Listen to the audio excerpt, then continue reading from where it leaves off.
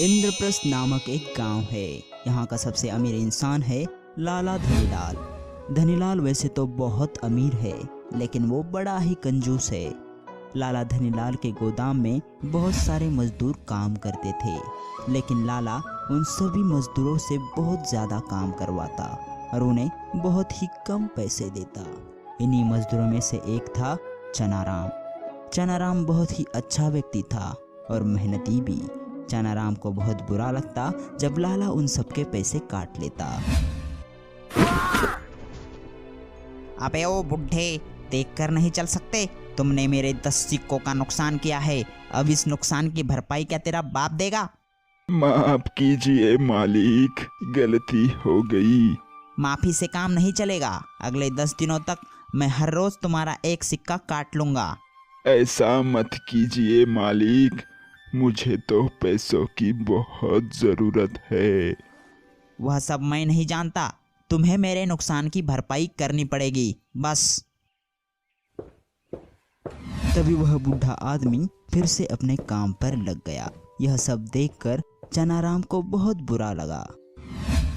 अगले दिन चनाराम बाहर रखी हुई बोरियां गोदाम के अंदर ले जा रहा था।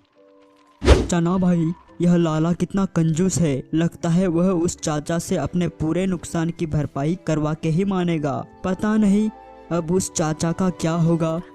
मुझे तो वह बिल्कुल पसंद नहीं है। भाई तुम दूसरा काम क्यों नहीं ढूंढ लेते?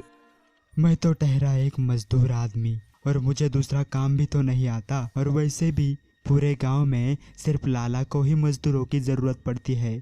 ऐसा बोलकर चनाराम अपना काम करने लगा। अब दोपहर हो गई थी। तभी वहां पर एक बूढ़ा व्यक्ति आया और चनाराम से कुछ खाने के लिए मांगने लगा। अरे बेटा, मैं 3 दिनों से भूखा हूँ, मुझे कुछ खाने को मिलेगा? चनाराम को उस इंसान पर दया आ गई और उसने अपने खाने की टोकरी उस बूढ़े इंसान को दे दी। यह लीजिए बाबा, इस टोकरी में मेरा डिब्बा है। बहुत बहुत शुक्रिया बेटा। वह बूढ़ा आदमी टोकरी लेकर एक पेड़ के नीचे गया और कुछ देर बाद वापस आया और चनाराम से कहने लगा, यह लो तुम्हारी टोकरी, पर मुझे माफ करना बेटा, मैंने तुम्हें खाने के लिए कुछ भी नहीं रखा। भूख ही इतनी लगी थी कि मुझे कुछ समझा ही नहीं। अरे कुछ नहीं बाबा, मैं अपने दोस्तों के साथ उनका डिब्बा खा लूँगा, आप चिंता ना करें। धन्यवाद बेटा, अब मैं चलता हूँ। ऐसा कहकर वह बूढ़ा व्यक्ति वहां से चला गया। अब शाम हो चुकी थी और चनाराम अपनी टोकरी लेकर अपने घर आया। जैसे ही चनाराम टोकरी लेकर अपने घर में घुसा, वैसे ही उस टोकरी में बहुत सारे सोने के सिक्के आ गए। चनाराम सोने के सिक्कों को देखकर बहुत खुश हुआ और उसे पता चला कि यह कोई आम टोकरी नहीं है, यह एक जादुई टोकरी है। तभी चनाराम ने वह सारे सिक्के टोकरी से बाहर निकाले और जैसे ही उसने वह सारे सिक्के बाहर निकाले, वह टोकरी फिर से सोने के सिक्कों से भर गई। यह देख चनाराम हैरान हो गया और वह टोकरी से सोने के सिक्के निकालता गया और उस टोकरी में नए सिक्के आते रहे। अब चनाराम के पास बहुत सारे सिक्के आ गए, जिसकी वजह से वह देखते ही देखते अमीर बन गया। उसने गांव में एक बहुत बड़ा खेत खरीद लिया और खेत में काम करने के लिए मजदूर भी रख दिए।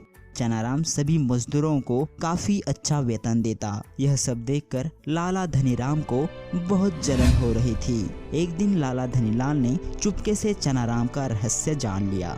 जैसे ही धनीलाल को मौका मिला, उसने उस जादुई टोकरी पर एक कपड़ा डाला और वह जादुई टोकरी चुरा ली। घर आकर उसने टोकरी पर से वह कपड़ा हटाया और जैसे ही उसने वह कपड़ा हटाया तो उसे टोकरी में सिर्फ मिट्टी मिली।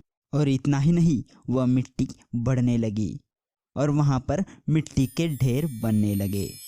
हे भगवान, यह क्या हो रहा है? इतनी सारी मिट्टी कहाँ से आ रही है? भगवान बचा ले।